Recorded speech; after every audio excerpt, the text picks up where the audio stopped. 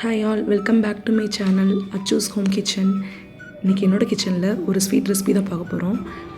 எதுக்காக இந்த sweet recipe அப்படின்னா, இன்றைக்கி ரொம்ப ஸ்பெஷல் டே, எங்கள் அப்பாவோட பர்த்டே. எங்கள் அப்பாவோட பர்த்டே அன்றைக்கி என்னோடய யூடியூப் ஜேர்னியை ஸ்டார்ட் பண்ணணும்னு நினச்சேன். சக்ஸஸ்ஃபுல்லாக ஸ்டார்ட் பண்ணிட்டேன். வீடியோ அப்லோட் பண்ணியிருப்பேன், என்னோடய இன்ட்ரோ வீடியோ. பார்க்காதவங்க போய் செக் பண்ணி பாருங்கள். பச்சரிசி மாவு, 2 கப் ஆஃப் பச்சரிசி மாவு, வெல்லம், 2 கப்புக்கு 1 கப் ஆஃப் வெல்லம் போதும். தேங்காய் துருவல் எடுத்துக்கணும். இது வந்து பால் கொழுக்கட்டை ரெசிபி. தேங்காய் பால்லாம் ஆட் பண்ணால் ரொம்ப திகட்டும், இல்லைன்னா திரண்டுரும். ஏன் அந்த மாதிரி டஃப்பான இதுக்கெலாம் போகிறது, இது ரொம்பவே ஈஸியாக இருக்கும், ரொம்பவே டேஸ்ட்டாக இருக்கும். ட்ரை பண்ணி பாருங்கள் கண்டிப்பாக. இதுக்கு வந்து 1.5 கப் ஆஃப் வாட்டர் ஆட் பண்ணிக்கணும். 2 கப் ஆஃப் பச்சரிசி ஃப்ளாருக்கு 1.5 கப் ஆஃப் வாட்டர் ஆட் பண்ணிக்கணும். நல்லா கொதிக்க வச்சு அதில் மாவில் வந்து கொஞ்சம் கொஞ்சமாக சேர்த்துக்கணும். ஏன்னா நம்மளுக்கு கடிக்கும் போது கல் மாதிரி இருக்கும். நம்ம தண்ணி கொதிக்க வச்சு ஆட் பண்ணலாம். கொதிக்க வச்சு ஆட் பண்ணி நம்மளுக்கு டோ வந்து சாஃப்டாக கிடைக்கும். இந்த மாதிரி நல்லா கொதித்ததுக்கப்புறம் ஆட் பண்ணிக்கணும். கொஞ்சோண்டு சால்ட் ஆட் பண்ணிக்கணும். ரொம்ப சால்ட் ஆட் பண்ண வேண்டாம், ஒரு 1/2 டீஸ்பூன் ஆட் பண்ணால் போதும்.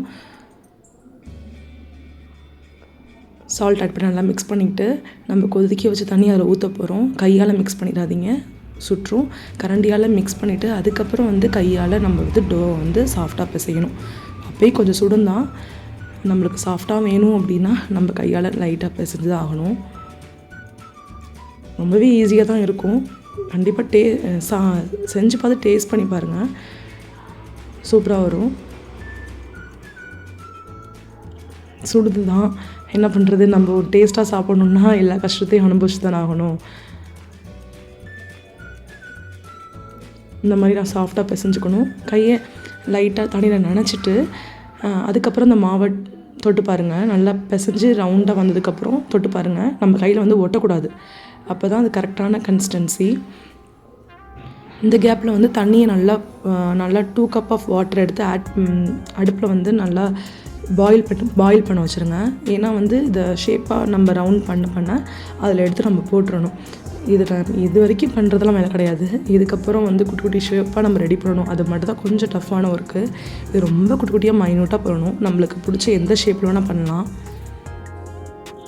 நான் எந்தெந்த ஷேப்பில் தோணுதோ அந்தந்த ஷேப்பில் பண்ணியிருக்கேன். இதை நம்ம ரவுண்ட் பண்ணும்போது நம்மளுக்கு கையில் ஒட்டுனுச்சுன்னா லைட்டாக தண்ணியை நினச்சிக்கிட்டு ஒரு டவலை வச்சு தொடச்சிட்டு அதுக்கப்புறம் ரவுண்ட் பண்ணிகிட்டே இருங்க. நம்மளுக்கு கையில் ஒட்டாது. இல்லை நம்ம கையில் பிசு பிசுன்னு ஒட்டிக்கிட்டே இருக்கும்.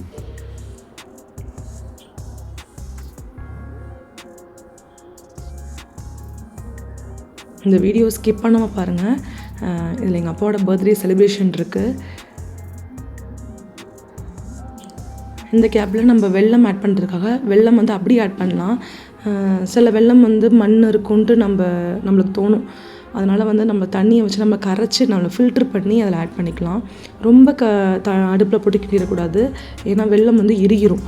தண்ணி ஊற்றி கரெக்டாக ஹீட் ஆனதுக்கப்புறம் ஆஃப் பண்ணிட வேண்டியதான். அதுவே அந்த ஹீட்டில் வந்து வெல்லம் உருகிரும். இந்த மாதிரி நல்லா தண்ணி கொதிச்சதுக்கப்புறம் நம்ம வந்து பால்ஸை வந்து ஆட் பண்ணணும். தண்ணி கொதிக்கிறதுக்கு முன்னாடி நம்ம ஆட் பண்ணோம் அப்படின்னா கூல் ஆகிடும், பால் உடஞ்சிரும். அதே மாதிரி பாலை நம்ம ஆட் பண்ணதுக்கப்புறம் உடனே போட்டு கிண்டிடக்கூடாது.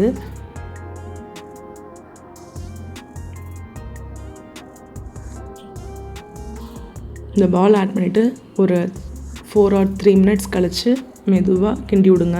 அந்த பால் நல்லா வெந்துடும், சீக்கிரமே வெந்துடும் பால். ஏன்னா சுடுதண்ணி தானே ஆட் பண்ணோம், அதிலே வந்து பாதி வெந்துடும் மாவு. கரெக்டான கன்சிஸ்டன்சி. நம்ம தேங்காய் பாலுக்கு பதிலாக நம்ம இதில் பச்சரிசி மாவை எடுத்துகிட்டு தண்ணி ஆட் பண்ணி லிக்விட் கன்சிஸ்டன்சி வரணும். ரொம்ப தண்ணி ஆட் பண்ணிடக்கூடாது. இந்த மாதிரி ஆட் பண்ணி இந்த மாதிரி ஊற்றும் போது இந்த மாதிரி இருக்கும். ஆட் பண்ணி நம்மளோட கொழுக்கட்டையில் ஆட் பண்ண வேண்டியதான். இது வந்து கொஞ்சம் கெட்டியாகும். நம்மளுக்கு கெட்டியானால் கரெக்டாக சாப்பிட்றதுக்கு நல்லாயிருக்கும். கொஞ்சம் கெட்டியாகும். வெல்லத்தை ஃபில்ட்ரு பண்ணி எடுத்து வச்சிடணும். நம்ம ஆப்வியஸாக ஸ்வீட்டுக்கு வந்து ஏலக்காய் சேர்க்கணும். ஏலக்காய் தட்டி போட்டு சேர்த்தா வாயில் ஒரு மாதிரி தடுப்படும். அது சில பேருக்கு சாப்பிட மாட்டாங்க, குழந்தைங்களாம் சாப்பிட மாட்டாங்க. ஸோ அதனால் வந்து இது ஸ்டோர் பண்ணி வைக்கிறதுக்காண்டி நான் இவ்வளோ ஏலக்காய் சேர்த்துருக்கேன். ஆனால் 2 ஏலக்காய் போதும். 3 டேபிள் ஸ்பூன் ஆஃப் சுகர் சேர்த்துருக்கேன். நல்லா மிக்சியில் பிளெண்ட் பண்ணிவிட்டு இதில் வந்து 1 or 2 டேபிள் ஸ்பூன் வந்து ஆட் பண்ணிக்கணும். அந்த ஸ்மெல் வந்து ரொம்பவே நல்லாயிருக்கும்.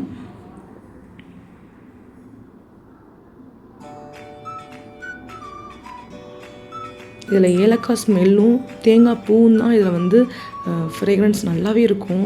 ஏலக்காயோட ஃப்ரேக்ரன்ஸ் வந்து ரொம்பவே நல்லாயிருக்கும்.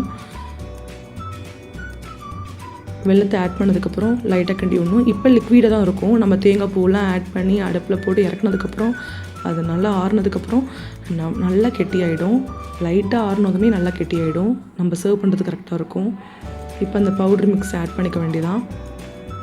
எனக்கு தேவையானதை ஆட் பண்ணி நான் ஸ்டோர் பண்ணிடுவேன். ஒரு கைப்பிடி நிறையா தேங்காய் பூ எடுத்து ஆட் பண்ணணும். இதுதான் டேஸ்ட்டே கொடுக்கும். அந்த தேங்காயோட ஃப்ரேக்ரன்ஸ் அதில் இறங்கி ரொம்பவே டேஸ்ட்டாக இருக்கும். ரெடி ஆகிடுச்சு பால் கொழுக்கட்டை. சேவ் பண்ணி டேஸ்ட் பண்ண வேண்டியதான். அப்பாவும் வந்துட்டாங்க கரெக்ட் டைமுக்கு. இப்போ அப்பாவை விட்டோன்னா அவங்க கடைக்கு போயிடுவாங்க. திரும்பி வர்றது ரொம்ப கஷ்டம்.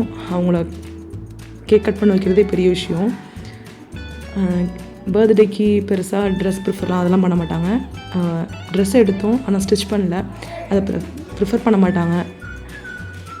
ஏதாவது ஃபங்க்ஷனுக்கு எடுத்து அதை போட்டுப்பாங்க. கேக்கில் வந்து ஃபோட்டோ நான் கேக் பண்ணணுன்னு ரொம்ப ஆசைப்பட்டேன். ஓடிஜியும் வாங்கியிருக்கேன்.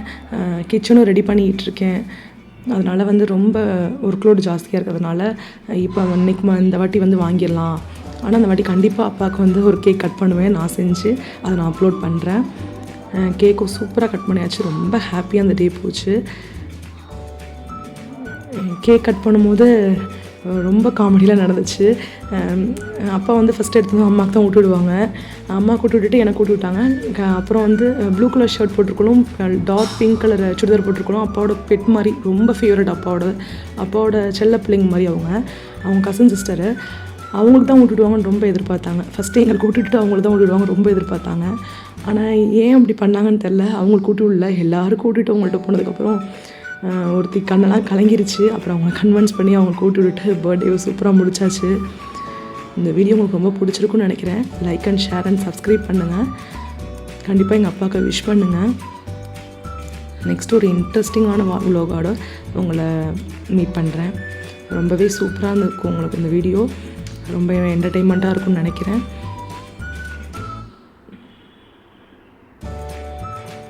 ரொம்பவே ஹாப்பியாக போச்சு. தேங்க்யூ ஆல் ஃபார் வாட்சிங்.